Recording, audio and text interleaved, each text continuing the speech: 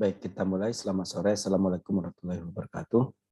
Waalaikumsalam warahmatullahi wabarakatuh. Waalaikumsalam warahmatullahi wabarakatuh. Kita lanjutkan kuliah untuk mata kuliah pemuliaan tanaman. Ya, pada sore hari ini akan membahas tentang pendaftaran, perlindungan dan pelepasan varietas tanaman. Nah, ini adalah pertemuan terakhir dan ini adalah bagian akhir ya dari proses pemuliaan tanaman sebelum disebarluaskan kepada petani dan diperbanyak oleh teman-teman teknolog benih. Ya. Nah, jadi sesuai dengan judulnya, maka sub pokok bahasannya adalah tentang pendaftaran varietas tanaman, perlindungan varietas tanaman, pelepasan varietas atau pendaftaran varietas untuk komersialisasi. Ya, jadi ada dua istilah pendaftaran di sini. Pendaftaran varietas tanaman ini untuk pendaftaran nama dan deskripsi varietas di Pusat Pelindungan Varietas Tanaman, sedangkan pendaftaran varietas untuk komersialisasi ini adalah untuk tanaman hortikultura yang setara dengan pelepasan varietas. Ya. Jadi ini adalah regulasi terkait industri pemuliaan tanaman di Indonesia. Kalau kita awali dengan sumber daya genetik, apakah itu dari plasma nutfah maupun dari varietas lokal yang ada, plasma nutfah yang telah dikoleksi, gitu ya, dilakukan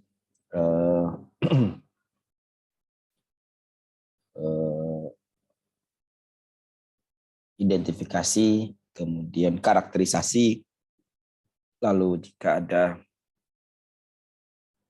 keunggulan dari varietas-varietas lokal itu masuk ke varietas baru, bisa juga didaftar ya varietasnya ke Pusat Pelindungan Varietas Tanaman, atau juga sebagai materi untuk dilakukan proses lebih lanjut ya melalui perluasan keragaman genetik, yaitu persilangan buatan, kemudian fusi protoplas, ya, mutasi, pemulihan mutasi, rekayasa genetika, dan lain sebagainya. Ya, jadi masuk ke sini, baik itu varietas lokal maupun juga plasma nutfah, kemudian dilakukan seleksi, perluasan keragaman genetik, seleksi, evaluasi, dan lain sebagainya, sehingga didapatlah varietas baru. Ya. Varietas baru ini jika mempunyai potensi keunggulan, ya, maka sesuai dengan Undang-Undang Nomor 22 Tahun 2019 ya, tentang sistem pertanian berkelanjutan, ya. Kemudian Undang-Undang Nomor 13 Tahun 2010 untuk tanaman hortikultura, sebelum varietas itu diedarkan dan dilakukan produksi benih, maka wajib dilakukan pelepasan varietas. Ya.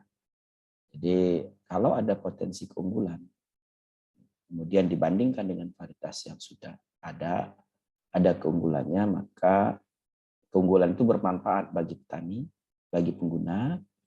Sebelum digunakan, disebarluaskan, wajib untuk dilepas. Yang kemudian dilakukan dari deskripsi pelepasan varietas itu ada sertifikasi benih. Jadilah benih bermutu. Ya. Nah, jadi benih itu adalah rangkaiannya benih bermutu. Ya. Sementara kalau yang unggul itu varietas unggul. Jadi jangan terbalik istilahnya, bukan benih unggul, benih bermutu varietas unggul. Ya. Nah, varietas baru tadi itu bisa didaftar terlebih dahulu. Ya, bisa didaftar terlebih dahulu namanya, kemudian baru kemudian lakukan pelepasan varietas kalau dia punya keunggulan. Tapi kalaupun tidak akan dilepas varietasnya, maka baik kalau itu didaftarkan di Pusat Pelindungan Varietas Tanaman, ya, menjadi varietas terdaftar dan diberi nama. Ya. Sementara kalau dia punya keunggulan, kemudian dilakukan akan dilindungi, sifatnya itu sukarela, maka dilakukan pengujian oleh Kementerian Pertanian melalui uji BUS, ya, DUS testing, different, unik, seragam, stabil. Ya. Kalau ada kebaruan, keunikan, keseragaman, dan kestabilan, maka varietas itu dapat dilindungi, dapat mendapatkan hak perlindungan varietas tanaman. Ya, itu sifatnya sukarela. Jadi pelepasan varietas sifatnya wajib, perlindungan varietas sifatnya sementara. Jadi ini kalau kita lihat ada 3 berarti regulasi yang ada. Yang pertama adalah pendaftaran varietas. Pendaftaran varietas itu adalah untuk apa yang diperlukan adalah informasi data varietas, ya, sehingga pengguna bisa tahu kalau misalnya memerlukan varietas tersebut untuk kegiatan lainnya, atau juga kalau varietas itu akan dijadikan turunan esensial agar mempunyai nilai ekonomi, agar kita bisa klaim turunan esensial itu, maka harus didaftar dulu. Jadi kalau kita punya galur-galur misalnya akan dipakai oleh orang lain, segera daftarkan. Ya, agar nanti ketika itu menjadi turunan esensial nanti saya sampaikan turunan esensial seperti apa, maka itu bisa mempunyai nilai, mempunyai hak, ya, hak untuk mendapatkan bagian dari komersialisasi, ya, asal varietas itu terdaftar. Jadi pendaftaran varietas itu 100 kepemilikan, siapa yang punya, gitu ya. Sehingga kalau misalnya ada varietas tapi tidak terdaftar, itu tidak resmi milik siapa, apakah itu varietas lokal atau varietas hasil pemuliaan, ya, kita tidak bisa klaim bahwa itu adalah milik kita. Khususnya adalah varietas lokal. Kita banyak sekali varietas lokal, ya, yang mungkin saja sudah disalahgunakan oleh orang lain, tapi kita tidak bisa berapa. Jadi database kita untuk varietas lokal itu lemah. Ya, kalau kita mengklaim bahwa Indonesia itu adalah mega diversity, sementara kalau kita lihat database di dunia kita di urutan puluhan, ya, dari segi data-data varietas yang kita punya, urutan di dunia, ya. Gitu. Nah, oleh karena itu penting untuk melakukan pendaftaran varietas, dan ini sesungguhnya adalah merupakan kewajiban pemerintah daerah sesuai dengan peraturan perundang berlaku, Undang-Undang Nomor 29 tahun 2000 itu sebetulnya wajibkan pemerintah daerah untuk mendaftar varietas lokal. Kadang-kadang ini tidak disadari oleh pemerintah daerah. Ya. Dan pendaftaran varietas itu tanpa pengujian sebetulnya, hanya deskripsi dan foto morfologi. Foto morfologi dilengkapi dengan, kalau dia berupa karakter kualitatif, maka harus dinyatakan, ya, misalnya kalau warna itu dengan color chart. Ya, ada deskripsi varietas lengkap yang harus diikuti, yang harus dibuat, ya, termasuk juga foto-foto yang menyertainya. Selanjutnya nanti akan mendapatkan SK pendaftaran varietas, ya. Kemudian yang berikutnya adalah perlindungan varietas. Nah, perlindungan varietas itu sifatnya untuk melindungi pemulia atau pemilik hak perlindungan varietas. Kalaupun bukan pemulia, dia mendapatkan mandat, ya, mendapatkan oleh para pemilik, ya, atau para pemulia untuk memiliki varietas tersebut, misalnya perusahaan, gitu ya. Suatu perusahaan di dalam negeri, ya, pemuliaannya misalnya dari luar negeri, maka bisa saja perusahaan itu mendapatkan hak, ya, untuk melindungi varietasnya di suatu negara. Dan ini merupakan penghargaan terhadap varietas yang dihasilkan. Perlindungan ini adalah perlindungan hukum. Perlindungan hukum terhadap suatu varietas. Nah, untuk mendapatkan itu maka perlu ada pengujian. Uji baru, unik, seragam, stabil, dan ini dilakukan oleh Kementerian Pertanian pengujian ini. Ya. Ada tim yang melakukan pengujian, tim pemeriksa namanya, gitu ya, untuk uji pus di lokasi stasiun dari Kementerian Pertanian. Ada 2, dataran rendah ada di Jawa Timur, dataran tinggi ada di Jawa Barat di Lembang. Jadi, apakah tanaman kita itu daya adaptasinya dataran rendah atau dataran tinggi? Ya. Nah, dikecualikan untuk beberapa hal, ya, kita bisa melakukan pengujian di lokasi kita, lokasi dari pemulia, lokasi dari perusahaan. Jadi misalnya tanaman tahunan, kehutanan itu biasanya di lokasi itu. Tanaman buah-buahan yang memang sudah ditanam ya di situ, maka kita bisa lokasi, nggak mungkin di stasiun kementerian. Atau kadang-kadang perusahaan punya galur-galur murni yang agak riskan kalau itu nanti diberikan kepada kementerian, ditanam oleh kementerian, khawatir ada penyalahgunaan dari pihak lain. Walaupun sebetulnya kementerian sudah dibekali untuk mengamankan ya material-material genetik yang dititipkan kepadanya, karena pengujian di lokasi-lokasi yang sudah ditetapkan itu sesungguhnya sudah sudah dibuat pengamanan sedemikian rupa. Lalu kemudian pelepasan varietas atau pendaftaran untuk peredaran, untuk komersialisasi tadi saya sampaikan. Ini merupakan jaminan varietas dan melindungi petani terhadap perolehan benih unggul. Kenapa demikian? Karena kementerian itu menjamin melalui deskripsi, karena sudah melalui uji keunggulan, uji adaptasi, kemudian ada uji kebenaran untuk tanaman hortikultura, ya, atau telah dicek oleh tim bahwa betul mempunyai keunggulan, diterbitkanlah deskripsinya. Ketika petani akan menanam varietas tersebut, maka bisa melihat ya deskripsi yang terlampir dari nama varietas tersebut. Ya, ini diunggah biasanya oleh Kementerian Pertanian di web Kementerian Pertanian, sehingga kita bisa lihat deskripsi dari varietas-varietas yang diedarkan oleh perusahaan tersebut.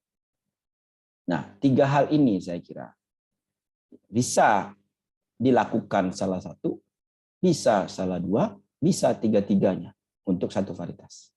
Jadi varietas itu bisa pendaftaran varietas saja, bisa pendaftaran dan perlindungan varietas, bisa pendaftaran dan pelepasan varietas, bisa pelepasan varietas saja, bisa perlindungan varietas saja, ya, dan lain sebagainya. Jadi bisa salah satu atau kombinasi dari 3 ini.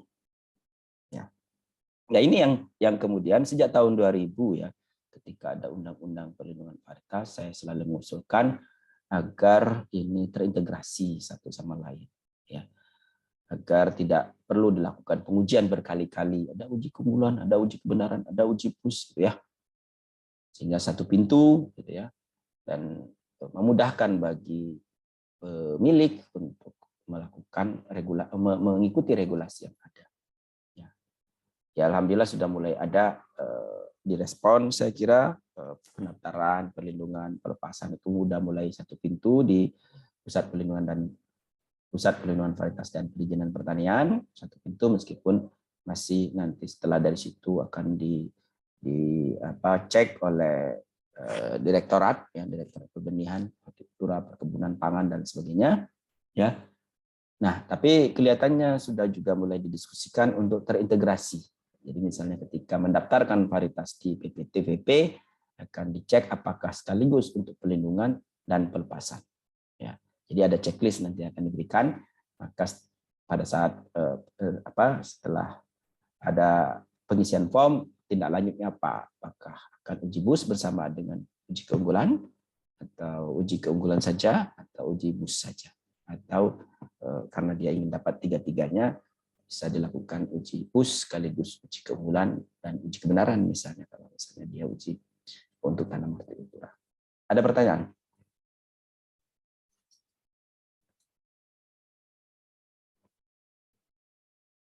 Silakan didiskusikan, silakan dicermati karena biasanya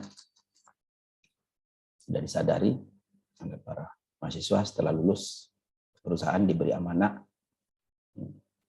buka lagi, bingung, banyak bingungnya. Ketika diberi amanah ya baru ketahuan bahwa ternyata banyak hal yang belum tahu. Ada pertanyaan? Prof, izin bertanya. Silakan. Ya. Apakah bisa dikatakan apabila kita mendaftarkan untuk pelepasan atau pendaftaran peredaran itu sudah mencakup fungsi perlindungan varietas atau pendaftaran varietas, Prof? Baik, makasih Mbak Rita. Nah ini yang saya katakan, itu tujuan kita dulu ya saat undang-undang perlindungan varietas. Tapi sampai saat ini belum demikian. Sampai saat ini yang berlaku kalau misalnya pelepasan varietas, ya pelepasan varietas saja. Ya, tidak mencakup pelindungan varietas karena dua hal pengujian berbeda. Pelepasan varietas itu adalah uji keunggulan ya bagi tanaman pangan perkebunan dan uji kebenaran, uji keunggulan, uji kebenaran bagi tanaman hortikultura. Sementara perlindungan varietas ada uji sendiri, uji BUS. Uji keunggulan dan kebenaran dilakukan oleh pemulia untuk melengkapi dokumentasi pelepasan dan pendaftaran peredaran. Uji BUS itu dilakukan oleh kementerian di stasiun Kementerian Pertanian. Ya, jadi ada tim pemeriksa fungsional, tenaga fungsional di kementerian untuk melakukan pengujian varietas kita itu melalui uji BUS itu. Ya, kalau Anda ikuti Instagram saya, kita ada sidang pleno beberapa hari yang lalu adalah sidang pleno Komisi Pelindungan Varietas untuk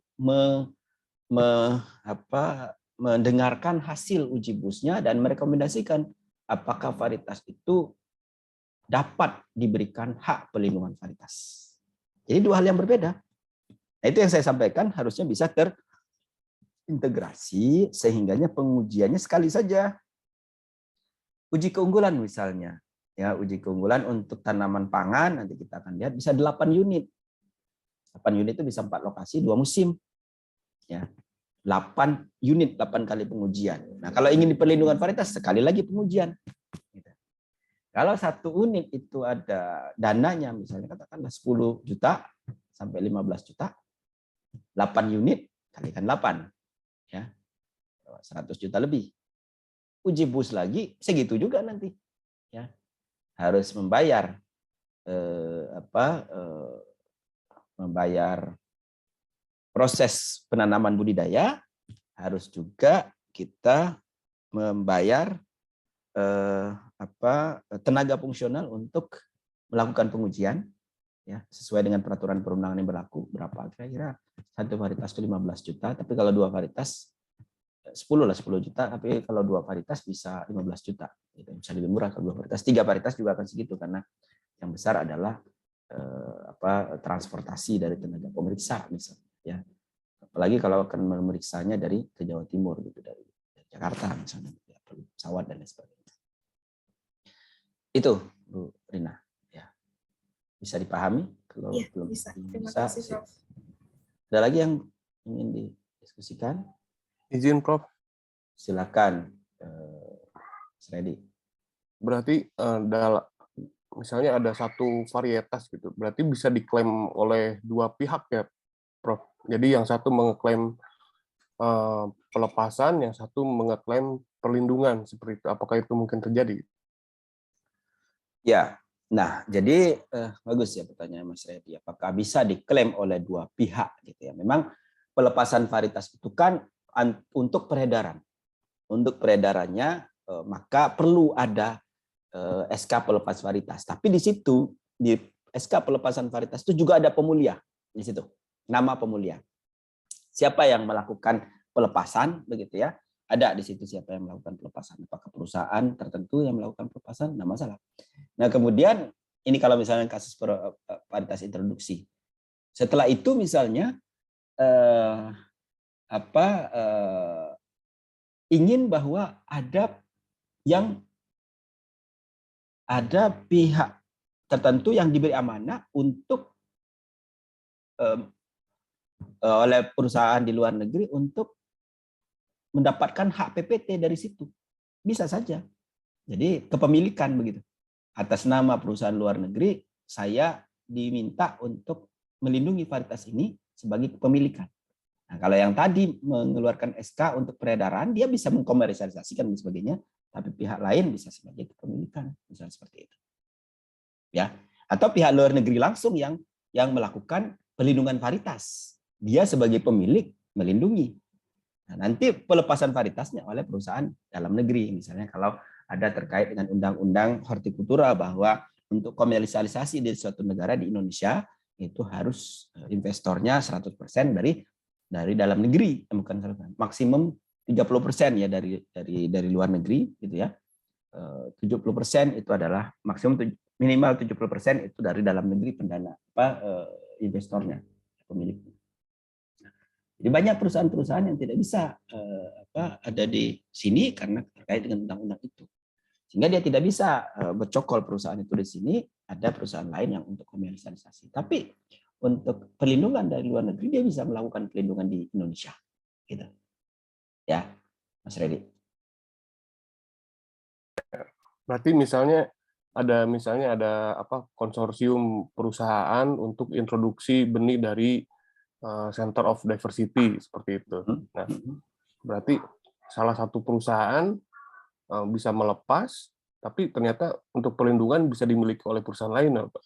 Bisa perusahaan lain itu bisa perusahaan dari asal sana. Jadi perlindungan tidak harus orangnya di sini. Gitu ya. Perlindungan bisa orangnya perusahaannya tetap di luar negeri sana, tapi mempunyai hak perlindungan di Indonesia. Misalnya seperti itu. Itu kan berarti 2 orang ya. Oke, makasih, Prof. Ada lagi yang lain?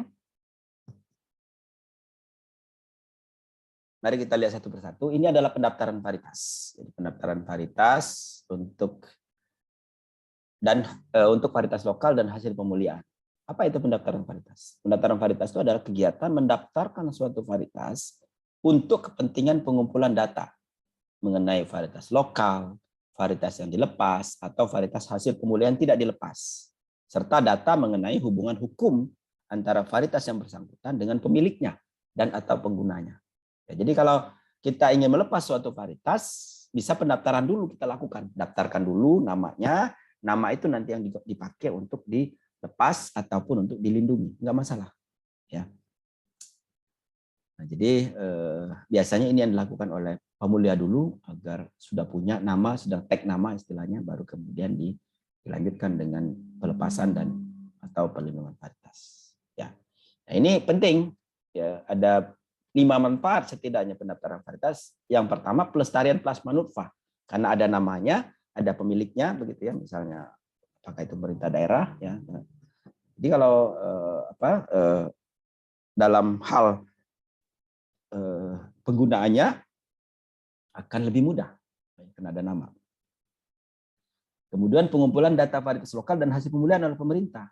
Seperti yang saya sampaikan tadi, database kita relatif lemah sampai saat ini. Karena kita punya mega diversity, tapi data lengkap dan deskripsi itu tidak banyak. Ya. Kemudian memperjelas nama varietas. Nah, misalnya Salak Manunjaya, saya pernah lepas varietas itu, ya, namanya Salak Salman. Itu mana yang disebut dengan Salak Salman? Maka dilepas oleh pemerintah daerah. Ini yang namanya Salak Salman. Gitu ya. Atau diberi nama oleh pemerintah daerah nama cabai, misalnya cabai katokon. Ya, cabai katokon itu dari Makassar. Itu adalah cabai super pedas dari spesies Capsicum sinensis.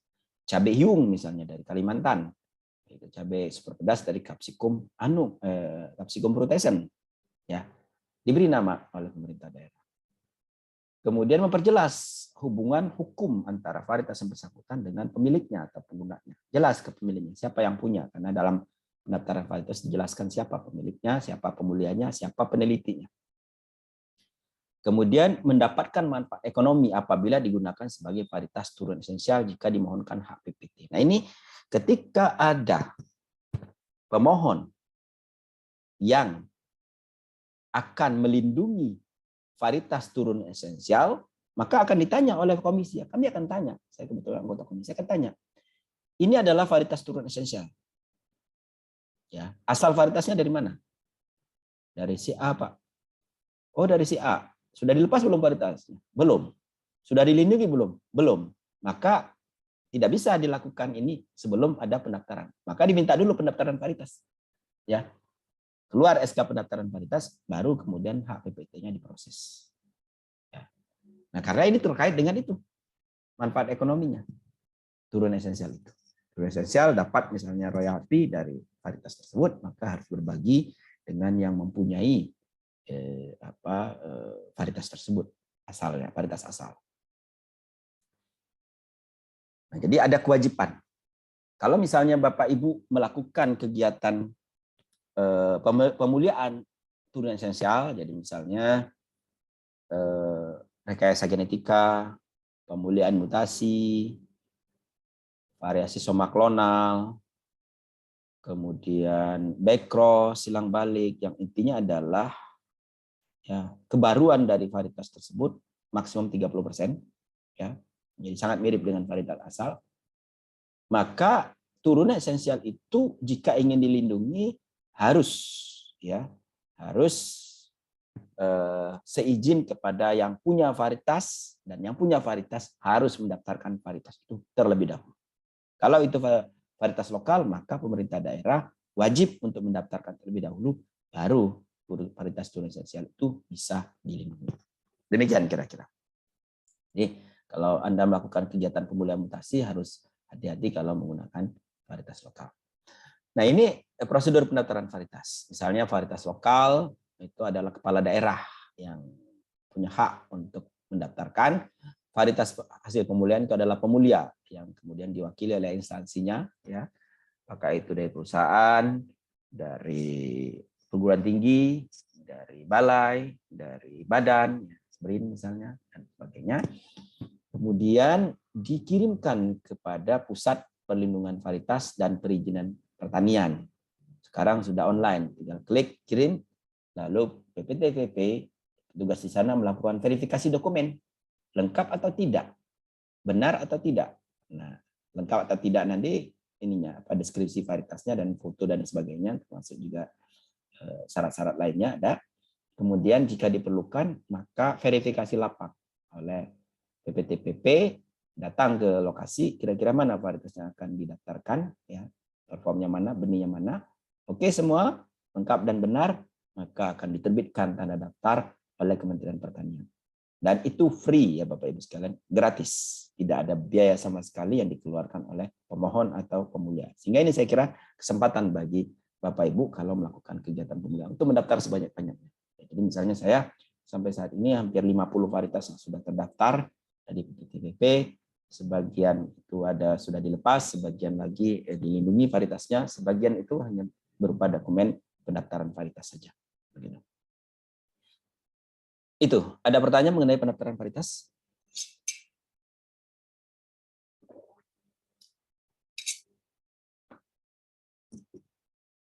Tanpa ada pengujian ya Bapak Ibu, hanya deskripsi saja.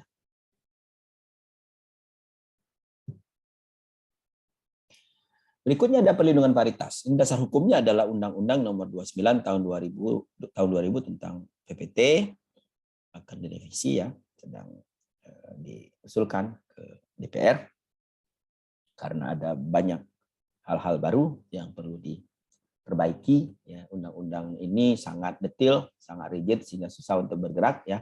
Undang-undang itu seharusnya tidak terlalu mengikat, yang kuat begitu ya, sehingga hal-hal yang teknis itu seharusnya ada di peraturan pemerintah atau peraturan menteri.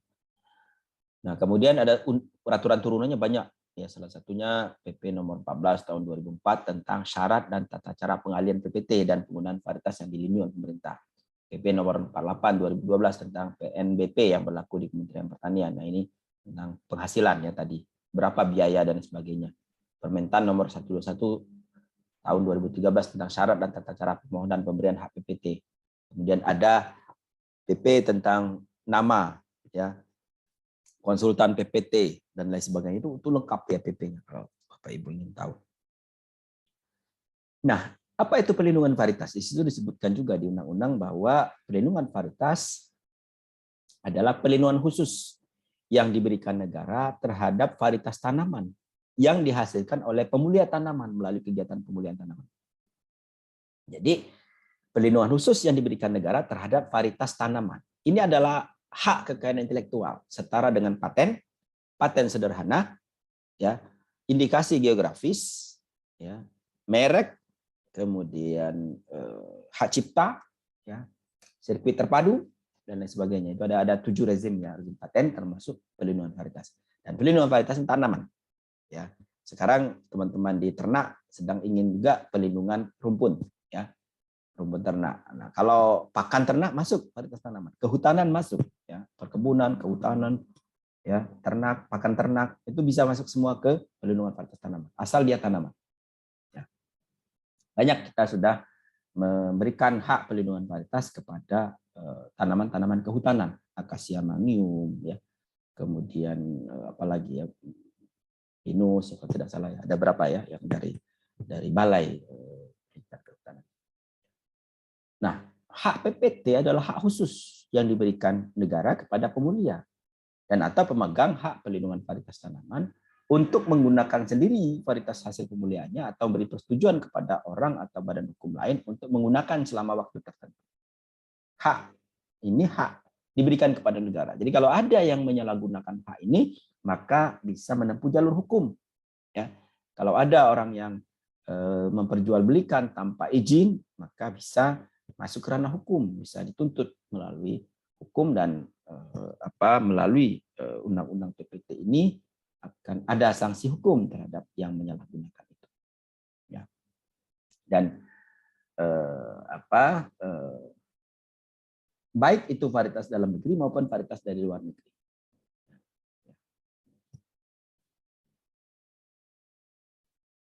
Jadi ini perlindungan hak intelektual atas varietas baru, saya katakan PPT. Dan ini unik karena salah satu-satunya hak kekayaan intelektual yang berada di luar Kementerian Hukum dan HAM adalah perlindungan varietas. Semuanya yang lain-lain ada di bawah perlindungan hukum dan HAM. Kebetulan saya juga tim ahli di indikasi geografis ya di Kementerian Hukum dan HAM yang mirip juga dengan keadaan atau kondisi PPT ini.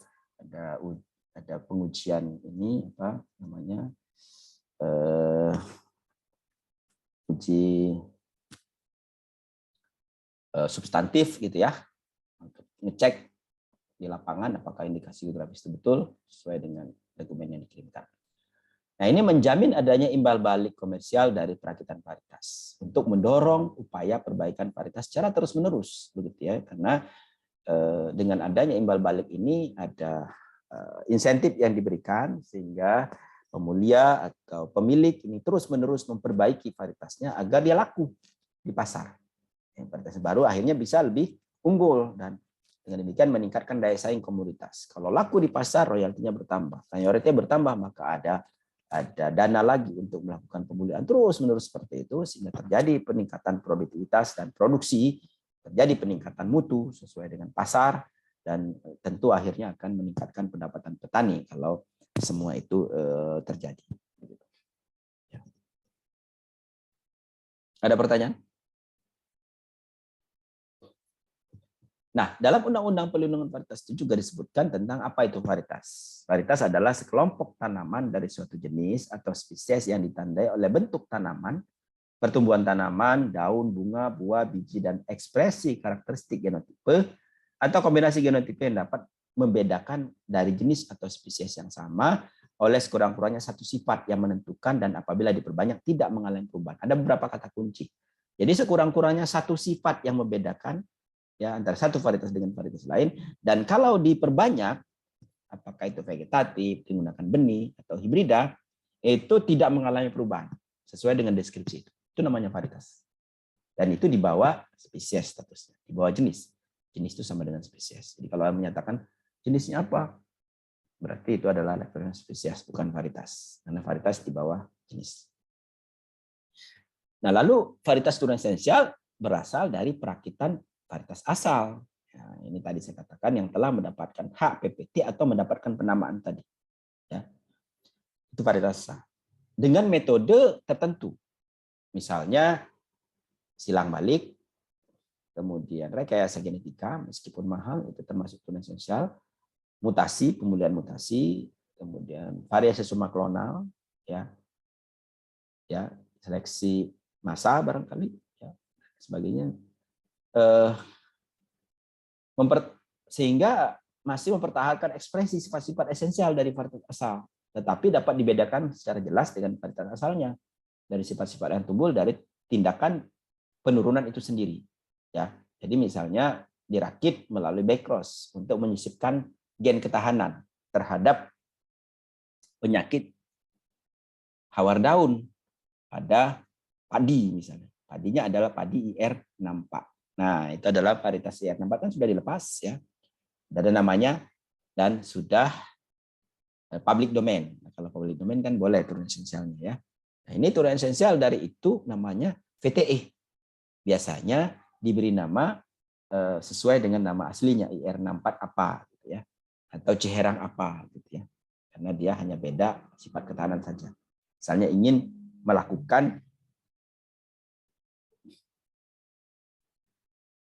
peningkatan atau vitamin A ya seperti golden rice gitu ya pada Ciherang dengan rekayasa genetika, maka itu adalah turun esensial. Ya. Nah, varietas yang dapat diberi PPT itu harus melakukan dicek ya dari jenis dan spesies tanaman itu mempunyai keunggulan, keunikan, keseragaman dan stabilan dan diberi nama. Nah, gitu. Jadi ada baru, unik, seragam, stabil, dan ada namanya. Nah, masalah nama itu ada peraturan sendiri. Bagaimana penamaan itu? Ya, misalnya tidak boleh senjata tajam. Pernah itu ada yang mau mendaftarkan varietas dari Aceh, namanya rencong. Padahal rencong itu sebetulnya adalah lokal gitu di sana ya. Itu tidak boleh karena rencong adalah nama senjata tajam.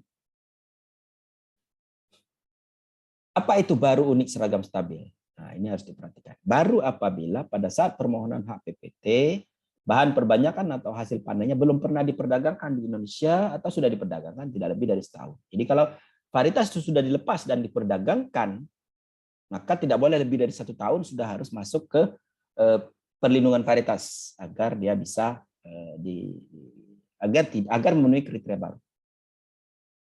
Atau kalau di luar negeri tidak lebih dari 4 tahun untuk tanaman semusim, 6 tahun untuk tanaman tahunan.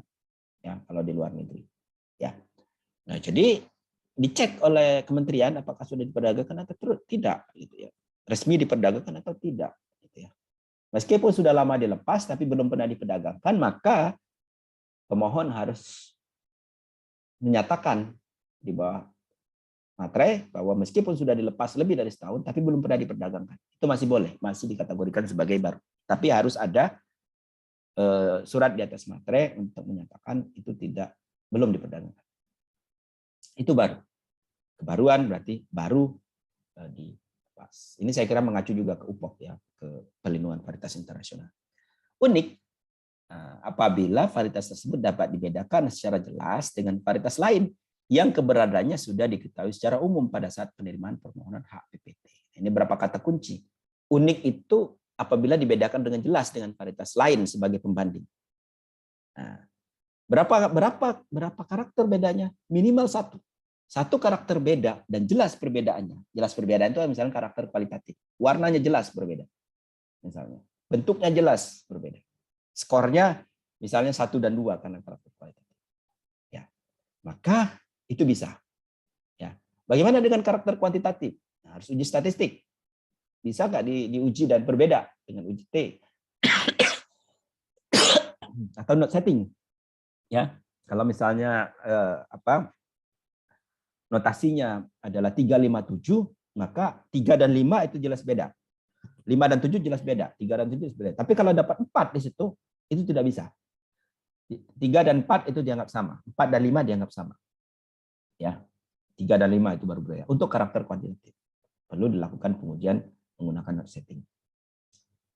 Dan perbedaan ini harus dengan varietas pembanding yang sudah yang jelas, yang karena kita ingin membedakan karakter, maka varietas pembandingnya yang sangat mirip.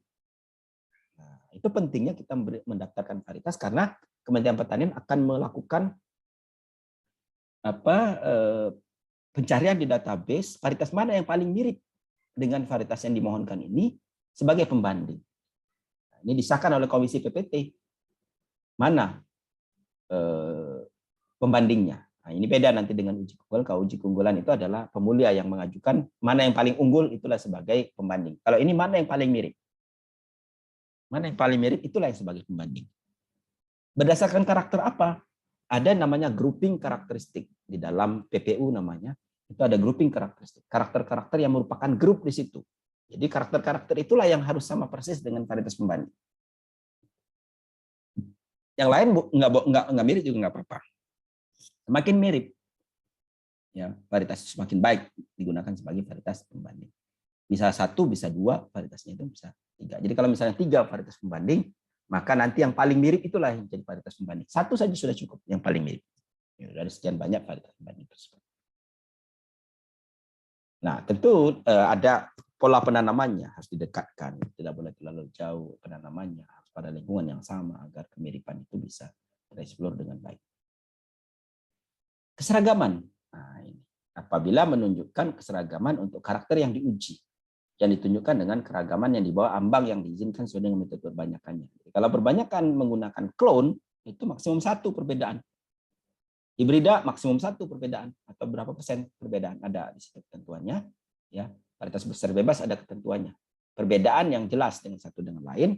Ya, biasanya yang sering terjadi adalah perbedaan ketinggian, gitu ya. Perbedaan ketinggian itu harus bisa dilihat apakah betul-betul menyebabkan dia berbeda atau tidak. Nah, seragam ini yang sering menjadi permasalahan di dalam pengujian ini, karena meskipun sudah ada keunikan, kebaruan tidak memenuhi keseragaman, maka itu ditolak hak pelindungan varietasnya. Ya, kalau sudah seragam, apakah itu varietas klon atau varietas atau juga hibrida atau berseri bebas, maka dianggap stabil. Stabil di sini adalah stabil generasi. Jadi kalau benih itu diambil, diperbanyak lagi pada musim berikutnya, itu tetap kalau benih varietas berseri bebas. Jadi kalau kita punya varietas hibrida ditanam, kemudian kita minta lagi varietas hibrida tersebut ke yang bersangkutan di tahun berikutnya ditanam, masih tetap sama. Itu yang disebut dengan stabil. Stabil generasi. Bukan yield stability. Bukan stabil setiap lokasi. Misalnya kalau kita tanam 3 lokasi, dia stabil, selalu mempunyai karakter unggul, itu bukan itu. Karena stabil itu nanti masuknya ke ranah perlepasan varietas. Nah, jadi baru unit seragam stabil. Ada pertanyaan?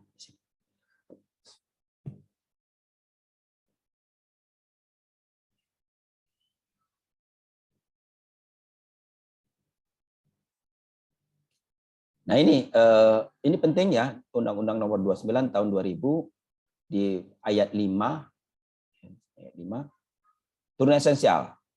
Nah, ini turun esensial itu adalah mutasi alami, mutasi induksi, variasi monoklonal, seleksi individu, silang balik, dan transformasi dengan rekayasa genetika dari varietas asal. Nah, jadi kalau kita ada pertanyaan, kalau kita melakukan kegiatan pemuliaan persilangan A dengan B, lalu dilakukan seleksi tidak mengikuti seleksi yang seperti ini, artinya kita menggunakan seleksi pedigree atau seleksi bull atau seleksi apa hibrida, ya, apakah perlu seizin kepada yang punya varietas?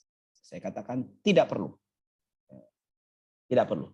Karena varietas yang kita hasilkan adalah bukan varietas turunan esensial. Kalau varietas turunan esensial, maka wajib seizin kepada yang punya. Ya. Sekali lagi, kalau kita merakit varietas A dan B, dapat varietas C melalui kaidah-kaidah metode pemuliaan selain daripada mutasi, variasi monoklonal, seleksi induk tanaman, silang balik, dan rekayasa genetika, maka kita tidak perlu minta izin kepada yang punya varietas dalam merakit varietas tersebut, termasuk varietas introduksi. Ada pertanyaan?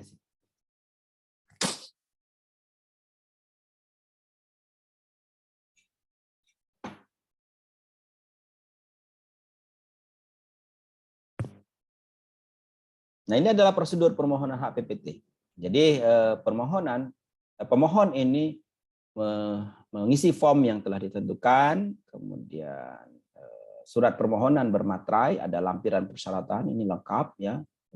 Kemudian dikirimkan ke PPTVP, lalu diperiksa administratifnya. Kalau tidak lengkap, maka akan kembali ke sini untuk melengkapi.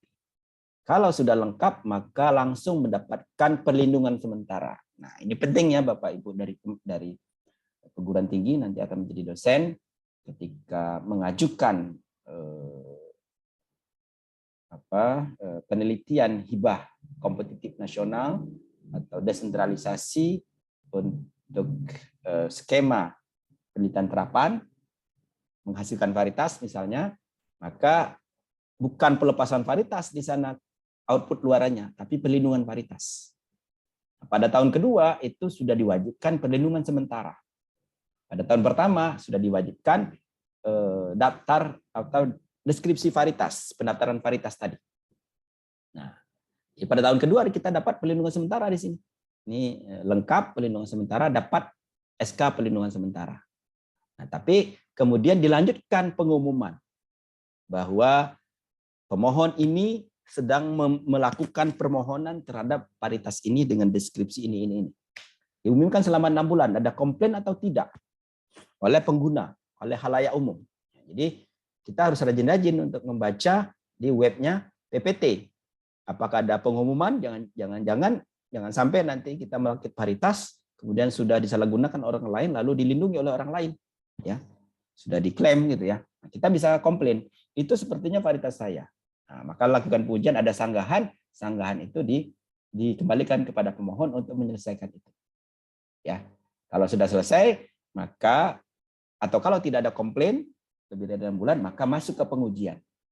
Ya, biasanya diumumkan kepada pemohon bahwa akan ada uji bus, lalu kemudian ditentukan varietas pembandingnya seperti apa, kemudian ditentukan biayanya seperti apa, ditentukan kapan pengujiannya, dan di mana pengujian. Itu ada rapat tim. Biasanya juga mengundang beberapa dari komisi PPT untuk menentukan itu. Lalu kementerian melakukan pengujian di stasiunnya. Tergantung dari tanamannya. Jadi kalau tanaman musim 4 bulan sampai 6 bulan tersebut dievaluasi, difoto, dan lain sebagainya untuk nanti dipresentasikan di sidang komisi PPT. Tanggung jawab pemeriksa untuk menyampaikan apa-apa yang dia temukan di lapangan pada sidang komisi. Dia akan ngecek kebaruan, betul nggak baru. Dia akan cek keunikan, betul nggak unik. Dia cek seragaman, betul nggak seragam, stabil. Dia nanti akan merekomendasikan pada sidang komisi PPT apakah varietas ini direkomendasikan untuk menerima hak PPT atau ditolak. Jadi pemeriksa PPT mempunyai otoritas untuk melakukan itu dan mereka disumpah. Disumpah di bawah hukum bahwa apa yang ditemukan di lapangan harus disampaikan di sidang komisi. Kalau diterima, sampaikan diterima. Kalau ditolak, sampaikan ditolak karena tidak memenuhi salah satu dari 4 itu. Sidang komisi nanti di hadapan komisi itu berapa? 9 orang kalau salah. Ketuanya sekarang Prof. Sobir. Saya sebagai anggota, ya ada Prof. Toto Agung dari Unsud, ya. Kemudian ada Prof. Made dari Balik Sereal, dan ada Suskandari dari Balik Hi, ada Pak Yunus dari Bibi Biogen, ada Bu Yeni dari Balai Penelitian Balitro ya, kemudian ada Ibu Andri dari UGM. Jadi lengkap dari berbagai instansi. Di dalam sidang komisi itu akan direkomendasikan apakah diterima atau ditolak. Kalau ditolak, maka kenapa ditolak? Mana yang tidak memenuhi? Apakah baru, unik, seragam, stabil? Kalau tidak seragam, biasanya disuruh ulang. Kalau tidak ada yang unik, mungkin saja disuruh ulang karena misalnya lingkungannya tidak terekspresi. Dataran tinggi nih, dataran tinggi. Harus dataran rendah. Oh, ini di luar karena banyak penyakit, tidak ekspresi, harus di dalam greenhouse, maka bisa diulang pengujiannya. Oh, belum seragam nih. Bagaimana? Mau diulang? Ulang lagi, lalu cek seragamannya dan seterusnya. Itu kalau ditolak. Nah, kalau diterima, maka mendapatkan sertifikat PPT. Kemudian pada saat itu diterima atau ditolak, atau kalau ditolak itu bisa melakukan banding dia. Nah, dia banding kemudian nanti dicek oleh komisi banding apakah betul ditolak atau harusnya diterima. Komisi banding itu bekerja kalau ada permohonan komplain dari pemohon. Sampai saat ini saya belum dengar komisi banding melakukan rapat untuk suatu komplain, ya. 1 atau 2 kalau nggak salah komisi banding pernah bekerja. Ada pertanyaan?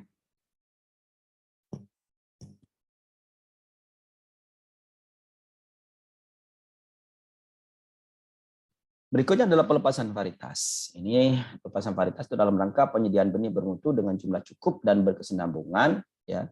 Maka diperlukan varietas unggul yang dilepas. Tanaman pangan dan perkebunan namanya pelepasan varietas. Tanaman hortikultura namanya pendaftaran untuk peredaran, komersialisasi, ya, yang dilepas oleh Kementerian Pertanian.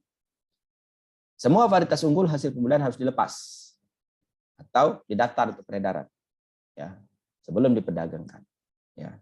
Varietas baru yang digunakan dalam satu kelompok dalam satu wilayah kabupaten kota tidak wajib dilepas untuk tanaman pangan perkebunan atau tidak wajib didaftar untuk peredaran. Jadi kalau hanya digunakan untuk kelompok tertentu di satu kabupaten, ya, ini sebetulnya ada kelompok yang melakukan pengugatan di MK dan diloloskan oleh MK, maka mereka tidak wajib untuk melakukan pelepasan varietas dengan catatan tidak dikomersialkan ke wilayah-wilayah lain, tidak diperjualbelikan, hanya untuk kelompok saja. Dasar hukumnya adalah ini, yang terbaru adalah Undang-Undang Nomor 22 tentang Sistem Budidaya Tanaman Pertanian Berkelanjutan, kemudian Peraturan Menteri, ya, tahun 2019 tentang pelepasan varietas. Untuk hortikultura dia punya undang-undang sendiri, yaitu Undang-Undang Nomor 13 tahun 2010 tentang hortikultura dan Keputusan Menteri Pertanian Nomor 12 tahun 2019 tentang teknik penyusunan deskripsi dan pengujian kebenaran varietas tanaman hortikultura. Ini ada dokumen-dokumen terbaru yang Bapak Ibu perlu pelajari kalau dalam waktu dekat akan melakukan pelepasan varietas.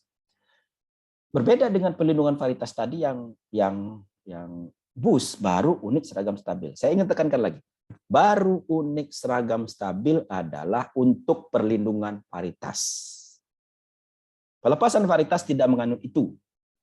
Nah, ini yang sering salah, ya. Sering salah. Di beberapa instansi sering salah bahwa pelepasan varietas harus menganut BUS. Tidak harus menganut BUS, karena bisa saja dia tidak baru, sudah bertahun-tahun yang lalu belum pernah dilepas, boleh tidak baru pelepasan varietas itu. Ya. Boleh tidak baru. Nah, yang terpenting dari pelepasan itu bukan keunikan, bukan perbedaan dengan pembanding, tapi keunggulan. Value for cultivation and use. Nilai keunikannya. Nilai keunggulannya. Ya, untuk petani. Nah, oleh karena itu perlu dilakukan pengujian. Apakah itu uji adaptasi atau uji observasi untuk memperoleh data keunggulan serta interaksinya terhadap lingkungan, itu uji adaptasi dari calon varietas hortikultura atau varietas tanaman pangan yang dilepas, ya, sebagai salah satu syarat dalam peredaran. Uji observasi itu untuk keunggulan suatu varietas tanaman buah tahunan, tanaman florikultura, tanaman obat, tanaman musim tertentu yang dibebaskan dari uji adaptasi pada lingkungan tempat produksinya. Ini juga uji observasi berlaku juga tanaman pangan dan tanaman perkebunan. Nah, ini varietas untuk pelepasan varietas. Jadi varietas unggul, namanya varietas unggul. Sekali lagi, kalau benih itu benih bermutu, varietas itu adalah varietas unggul. Bisa dilakukan uji adaptasi, bisa dilakukan uji observasi. Ya, uji adaptasi untuk mana saja, uji observasi mana saja, itu nanti bisa kita lihat. Untuk tanaman hortikultura dilakukan uji keunggulan, uji kebenaran. Serta uji keunggulan itu uji adaptasi, observasi, kemudian uji kebenaran oleh pihak ketiga. Apakah itu universitas, BPSB atau Badan Litbang. Ya. Setelah uji kebenaran diverifikasi oleh pihak ketiga tersebut, kemudian dicek oleh kementerian, dapatlah SK Dirjen atas nama menteri. Ya. Untuk tanaman pangan dan perkebunan tidak ada pengujian kebenaran. Tidak ada pihak ketiga yang melakukan pengujian, tapi ada sidang pelepasan oleh tim penilai pelepasan varietas. Dilakukan verifikasi, lalu mendapatkan SK Dirjen. Ada tim penilai pelepasan varietas. ada sidang, ada presentasi di situ untuk meyakinkan tim bahwa ini ada keunggulannya. Ya, itu perbedaan antara hortikultura dengan pangan dan perkebunan. Ya. Ada pertanyaan?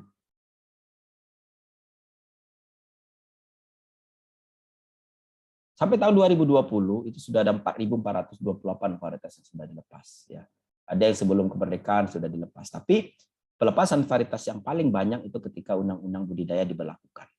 Ya, Undang-Undang Budidaya tahun nomor 12 tahun 1982 ya, kalau tidak salah. Ya. Apa 78 ya? Lupa, nanti Undang-Undang Budidaya ya. Itu setelah itu maka pelepasan varietas itu menjadi wajib dan itu ada ratusan ribuan, bahkan hingga saat ini ada 4.428 varietas yang dilepas. Terbanyak memang sayur-sayuran 1.860 karena nilai komersialisasi dari sayuran itu luar biasa. Sementara tanaman pangan itu yang banyak padi lebih dari 300, jagung juga banyak, kedelai dan lain sebagainya. Ya. Buah-buahan biasanya adalah varietas lokal. Hias itu biasanya berhubungan dengan varietas yang vegetatif, biofarmaka itu biasanya juga varietas lokal, dan tanaman perkebunan itu adalah sawit yang paling banyak. Ya. Nah, ini adalah uji adaptasi tanaman pangan. Yang perlu kita perhatikan adalah berapa unit lokasi. Ya, padi sawah misalnya 8 unit. Ya. Padi gogo 6 unit. Padi rawa ya. Unit itu adalah bisa lokasi. 8 itu artinya 4 lokasi 2 musim bisa seperti itu. Atau 8 lokasi sekaligus bisa. Dan lain sebagainya ini mohon diperhatikan di dalam dokumen ya. Sudah ada ya, sudah beredar saya kira, sudah dibuat ya. Dengan koefisien keragaman maksimum 17% untuk tanaman pangan. Dan ada pengujian cekaman lingkungan abiotik itu maksimum 20% kalau di lingkungan bersekaman. Dan ada ketentuan lain bahwa ada hal-hal wajib gitu ya yang harus diuji oleh di tanaman pangan, dan ada juga target berapa produktivitasnya misalnya seperti itu. Nah, jenis pengujian mutu yang harus dianalisis untuk tanaman pangan, padi misalnya. Rendemen beras pecah kulitnya berapa persen, rendemen beras giling, rendemen beras kepala, ada karakter wajib yang perlu diuji. Kacang hijau misalnya kadar protein, kadar lemaknya berapa ya. Jagung misalnya kadar lemak, kadar protein, karbohidrat ya proksimat begitu ya. Gandum kadar karbohidrat, protein dan gluten. Jadi ada komponen-komponen wajib yang harus dianalisis tentunya. Kemudian ada potensi hasil yang harus diwajib ya, misalnya potensi hasil minimal 3,5 ton biji kering dan rata-rata hasil berbeda nyata dari varietas pembanding terbaik. Ini adalah contoh untuk kedelai ya. Kedelai itu minimal 3,5 ton begitu ya. Ini yang sulit ya, karena ada batas minimal, harus wajib agak tahan sampai tahan karat daun. Penunjang itu hama penghisap polong, hama ulat gerayak, protein, lemak itu penunjang. Tapi yang sulit itu adalah minimal 3,5 ton per hektar biji kering. Nah, ini yang sulit dicapai. Jadi kalau ada ketetapan seperti ini, ketentuan seperti ini sejak awal ya, sejak melakukan seleksi itu sudah harus ya dicari calon-calon varietas yang mempunyai potensi minimal 3,5 ton per hektar. Ini ada di dokumen, silakan dicek gitu ya. Nah, sementara uji adaptasi tanaman perkebunan ini ada 6 unit, 3 lokasi dengan 2 musim misalnya, ya, dan sebagainya. Tanaman ternak itu ada yang 10 unit, ya, 2 lokasi dengan agroekologi berbeda, ya, dalam 2 musim tanaman. Sementara tanaman hortikultura itu tergantung apakah kita ingin memperdagangkan itu di seluruh ketinggian. Kalau 3 ketinggian, 2 musim, maka 18 unit. Ya, ada 3 ketinggian, 3 kabupaten yang berbeda, penanaman 2 kali, musim kemarau, musim hujan, maka 18 unit. 3 ketinggian 1 musim, 9 unit. 2 ketinggian 2 musim, 12 unit. 2 ketinggian 1 musim, 6 unit. 1 ketinggian 2 musim, 6 unit. 1 ketinggian 1 musim, 3 unit. Nah, ini yang umum dipakai oleh perusahaan dan juga perguruan tinggi. 1 ketinggian 1 musim, varietasnya dilepas dataran rendah saja, maka kita cek di 3 kabupaten yang berbeda. 3 kabupaten yang berbeda di wilayah target, ya, 3 lokasi. Nah, kalau hanya akan diperjualbelikan di satu kabupaten saja, ditanam satu kabupaten saja, cukup satu kabupaten satu musim, satu lokasi, cukup. Ini ada juga perusahaan-perusahaan yang menggunakan ini. Cukup di satu lokasi saja dan dia jual di situ. Urusan orang lain kalau mau nanam di luar itu dia tidak rekomendasikan, tapi tetap laku gitu ya. Karena memang bagus misalnya, nggak masalah. Nah, ini sangat membantu perusahaan-perusahaan kecil yang tidak punya biaya untuk menguji di banyak lokasi. Satu kabupaten dua musim berarti dua lokasi. Nah, kalau satu kabupaten satu musim atau satu kabupaten dua musim, maka jumlah varietas minimalnya ada 4 dan ulangannya harus 4 minimal. Ya, sementara kalau yang lainnya lebih dari 1 unit itu 3 unit misalnya di sini itu jumlah varietasnya 3 dan jumlah ulangannya. Jumlah varietas 3 itu artinya ya antara yang diuji dengan pembanding. Ya, jadi misalnya kalau yang diujinya 1 berarti pembandingnya 2 kalau 3. Yang diuji 1 pembandingnya 3 kalau 4. Nah, ini yang mau diperhatikan. Ya. 4 dan juga yang perlu diperhatikan berapa jumlah tanaman per ulangan. Ini ada juga di dokumen. Berapa? Ada yang 24, ada yang 50 bahkan, ada yang 20, ya, ada yang 30 dan sebagainya. Jadi mohon dicek juga berapa jumlah tanaman per unit. Per unit percobaan artinya per ulangan. Ada pertanyaan?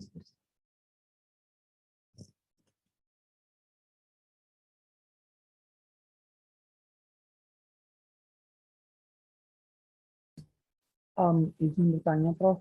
Silakan, Mas Ade. Terkait ini, ketika kita ingin mendaftarkan satu varietas, jadi untuk fenotipik itu, si tanaman kita itu hampir serupa dengan tetuanya maupun dengan varietas pembanding. Namun, ketika kita cek menggunakan marka, dia berbeda. Kalau itu apakah bisa didaftarkan, Prof, atau tidak ya? Ini untuk pendaftaran varietas, perlindungan atau pelepasan? Pendaftaran, Prof. Pendaftaran, ya. Ya. Jadi serupa dengan varietas yang sudah ada, ya, tapi berbeda hanya marka saja, kan gitu ya, marka molekuler. Nah, yang menjadi ketetapan dari kementerian adalah data fenotipiknya, ya, data fenotipiknya. Data fenotipiknya seperti apa? Karena deskripsi yang dimintakan, ya. Sementara data molekuler itu adalah kalau nanti ada urusan hukum, ya, menyatakan bahwa ini milik saya, ini milik saya. Nah, kalau sudah tarik-tarikan seperti itu harus dibuktikan bahwa dia berbeda, ya, dengan yang lain. Nah, bisa menggunakan data molekuler, ya. Jadi perlindungan varietas juga belum menggunakan data molekuler. Sementara pelepasan varietas, ya, bukan keunikan, bukan perbedaan yang dilihat, tapi keunggulan. Ya. Lebih unggul tidak dengan si varietas yang lain. Ya. Kalau lebih unggul sudah pasti berbeda. Ya. Kalau lebih unggul sudah pasti berbeda. Nah, jadi terkadang ada juga urusan hukum. Karena si A misalnya merasa milik dia, si B melakukan pelepasan, pendaftaran, perlindungan, dan sebagainya, si A komplain, itu varietas saya yang melakukan pemulihan. Nah, kemudian ditanya oleh kementerian, mana buktinya kalau Anda melakukan kegiatan itu? Apakah sudah didaftar? Mana sertifikat pendaftarannya? Apakah sudah dilepas? Mana SK pelepasannya?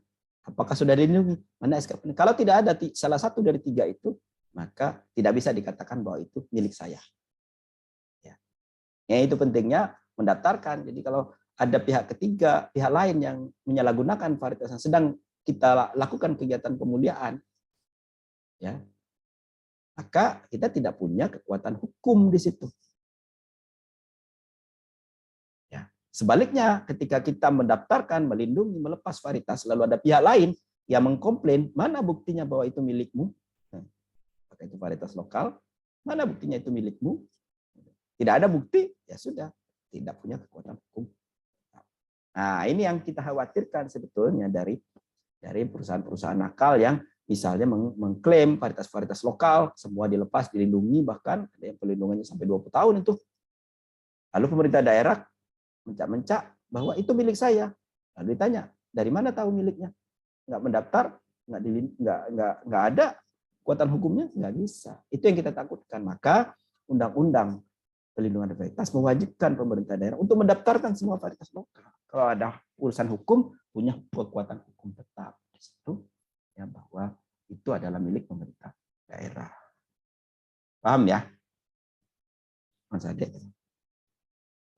Baik, Prof. Satu lagi, Prof. Ya, silakan. Jadi, kan untuk pelepasan varietas yang jadi tolak ukurnya atau hal yang harus dipertimbangkan adalah keunggulan apakah varietas tanaman kita apakah lebih unggul dari pembanding maupun tetua gitu ya, Prof. Nah, jika untuk komoditas tanaman hias sendiri, terkadang kan keunggulan itu apa ya, Prof? Terkadang kan suatu sifat tanaman itu tidak menjadi keunggulan bagi tanaman itu sendiri. Seperti contohnya dia memiliki warna daun yang albino.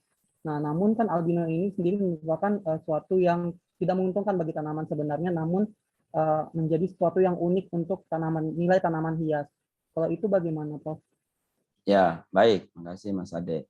Bapak Ibu sekalian, ya, untuk tanaman hias khususnya tidak ada uji adaptasi. Nah, ini Mas Ade ya. Ini didengarkan untuk marigoldnya. Tidak ada uji adaptasi. Yang ada adalah uji observasi. Ya.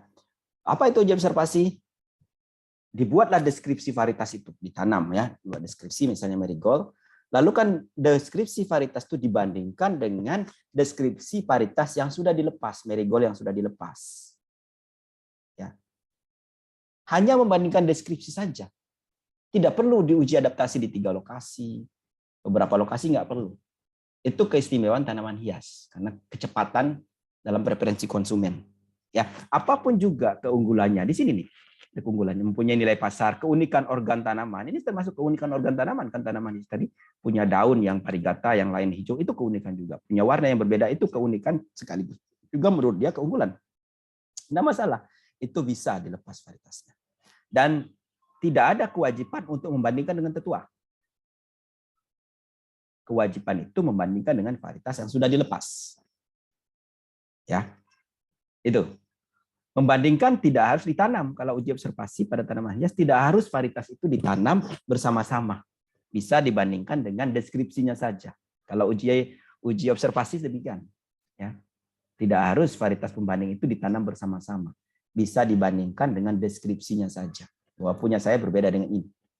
Nah, jadi Sade nanti kalau dokumen pelepasan varietas marigold itu dibuat deskripsi marigold itu dari tesisnya, kemudian nanti dibahas lalu dibandingkan dengan deskripsi varietas yang sudah dilepas. Apa keunggulannya? Ya, dibandingkan dengan yang sudah ada dilepas itu. Ya, demikian Mas Ade. Gimana? Baik, Prof. Ya, nanti kita diskusi lebih lanjut ya membuat dokumen ini ya. Nah, jadi keunggulan itu apa saja? Ada daya hasil, ketahanan terhadap OPT, ketahanan cekaman, umur dan musim panen, mutu hasil, ketahanan simpan, toleransi kerusakan mekanis, bentuk tanaman ideal, nilai pasar, batang bawah yang unggul. Ini keunggulan. Tidak harus produktivitas. Bisa saja produktivitas standar. Kita katakan ada keunggulan di sini. Tapi jelas melalui pengujian-pengujian yang dilakukan. Melalui pengujian data-data, pengujian dalam artian uji F, uji T, uji lanjut dan lain sebagainya. Itu uji adaptasi. Nah, apa itu uji observasi? Uji observasi ini seperti ini. Ya, pada tanaman sawah, padi sawah cukup jumlah unitnya 2 lokasi. Padi gogo 2 lokasi minimal. Jagung 2 lokasi, kacang tanah, tanaman perkebunan 1 populasi saja cukup ya. Tanaman klon. Nah, ini hortikultura. Observasi tanaman tahun berupa klon. Calon varietas adalah 1 pohon induk tunggal. Cukup 1 pohon induk yang diperoleh dari hasil seleksi sesuai dengan kaidah pembulian. Misalnya, durian si gundul. Itu cuma 1 pohon di Nusa Tenggara Barat. Itu bisa dilepas. Dideskripsikan saja 1 pohon itu selama 2 musim panen. Apakah betul dia tidak berduri? Ya, mulai berbunga hingga panen, berapa bobotnya, kemudian diameter buah, berapa jumlah buah misalnya 1 pohon, cukup 1 pohon. Ya. karakternya sudah unggul dan stabil, terutama karakter buah untuk 2 musim panen itu. Kemudian hasil pengamatan untuk karakter unggul harus menunjukkan perbedaan dengan varietas yang sudah dilepas di daftar melalui pembandingan deskripsi. Pembandingan dengan deskripsi. Deskripsinya seperti apa kita bandingkan. Karena tanaman buah-buahan tidak mungkin kan kita tanam misalnya sudah ada berbuah satu tanaman begitu, lalu kemudian mau ditanam lagi varietas pembanding di sebelahnya kan nggak mungkin. Maka cukup menggunakan deskripsi. Ini kita lakukan pada salak. Yaitu saya pernah membantu pelepasan salak Manojaya yang saya katakan salak Salman tadi. Ya. Paham ya? Tanaman ternak. Nah, calon varietas adalah satu populasi tanaman, satu populasi ya, yang berada pada satu lokasi penanaman dan tidak tercampur dengan varietas lain. Kemudian diperoleh melalui proses kaidah pemuliaan, seleksi, dan lain sebagainya. Calon pengamatannya paling sedikit 2 musim panen berturut-turut. Calon varietas memiliki keunggulan, terutama karakter buah. Hasil pengamatan itu menunjukkan perbedaan dengan varietas sudah dilepas dibandingkan dengan deskripsinya. Sekali lagi. Nah, kalau di sini ada ukuran populasi kalau tanaman ternak. Misalnya calon varietas itu minimal 10 pohon tergantung jenis tanamannya. Ya, jumlah tanam yang diamati adalah 10 plus 1. Ya Mas Ade, kalau marigold itu nanti akan sampai ke tanaman hias itu 50 tanaman ya, 50 tanaman bisa dibagi menjadi 3 ulangan gitu ya. Jadi kalau ulangannya masing-masing 20 sudah cukup. Bagaimana tanaman buah semusim, sayuran semusim dan tanaman obat yang berbanyak dengan rimpang? Mirip dengan tanaman ternak tadi ya, ada populasi diamati 2 musim panen, memiliki karakter unggul untuk morfologi produk yang dipasarkan, dan ada perbedaan keunggulan dengan varietas sudah dilepas dibandingkan dengan deskripsinya. Jumlah tanam diamati 10 tanaman plus 1% dari jumlah tanaman dalam populasi. Jadi kalau populasinya 100 tanaman, maka 1%-nya berarti 1, berarti 11 tanaman. Florikultura, nah ini yang mau diperhatikan tadi Mas Ade, adalah satu populasi. Berapa jumlah tanaman kalau pada marigold? 50 totalnya. Ya. Kemudian diperoleh dengan kaidah pemuliaan, sudah jelas. Calon varietas paling sedikit selama 1 musim tanam saja, cukup 1 musim tanam. Calon varietas harus memiliki sifat-sifat unggul dan seragam, dan kemudian hasil pengamatan karakter unggul harus menunjukkan perbedaan dengan varietas sudah didaftar atau dengan varietas yang sudah beredar di masyarakat. Nah, malah tidak harus yang sudah dilepas, yang sudah beredar sudah tidak apa-apa. Ya, misalnya. Begitu, melalui deskripsi varietasnya atau ini. Ya. Ada pertanyaan uji observasi. Sangat dimudahkan sesungguhnya untuk tanaman-tanaman tertentu di hortikultura.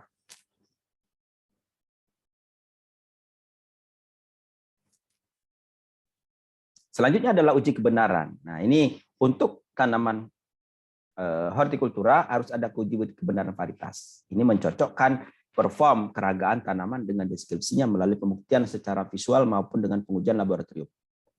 Pengujian di laboratorium dilakukan dengan mencocokkan DNA varietas yang diuji dengan varietas pembandingnya. Nah, ini bisa pengajuan laboratorium untuk uji kebenaran ya, Mas Ade tadi yang DNA misalnya.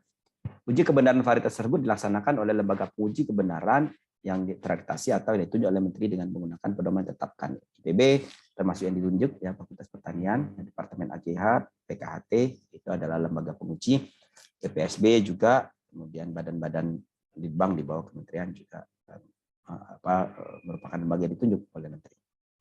Yang perlu diperhatikan adalah pada saat uji keunggulan dan uji kebenaran jumlah tanamannya. Saya katakan tadi ini misalnya ya buah-buahan hanya 1 tanaman gitu ya. Boleh anggur 15 tanaman untuk uji keunggulan, 10 tanaman untuk uji kebenaran.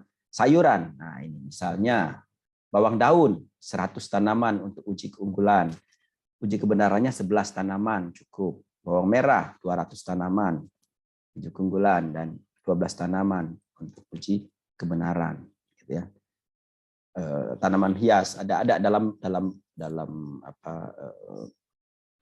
dokumen untuk pendaftaran varietas hortikultura itu dijelaskan ya, ada semua. Saya kira itu ada pertanyaan Bapak Ibu mengenai topik ini ya, yang nanti mungkin sangat berguna ya, biasanya alumni PBT jika bekerja di suatu perusahaan mesti harus bertanggung jawab terhadap pelepasan paritas. Jadi harus tahu persis pelepasan paritas, pelindungan paritas, pengujian-pengujian itu harus tahu persis. Ya. Dan regulasi-regulasinya. Ya. Kalau tidak ada, kita cukupkan sampai di sini. Sampai ketemu di mata kuliah lain. Ya, karena mata kuliah ini topiknya sudah selesai di 14 kali pertemuan. Ya, semoga bermanfaat. Ya, mohon maaf kalau ada kurangan. Assalamualaikum warahmatullahi wabarakatuh. Waalaikumsalam warahmatullahi wabarakatuh. Terima kasih, Prof. Ya, sama-sama. Terima kasih banyak, Prof. Saya akan end meeting.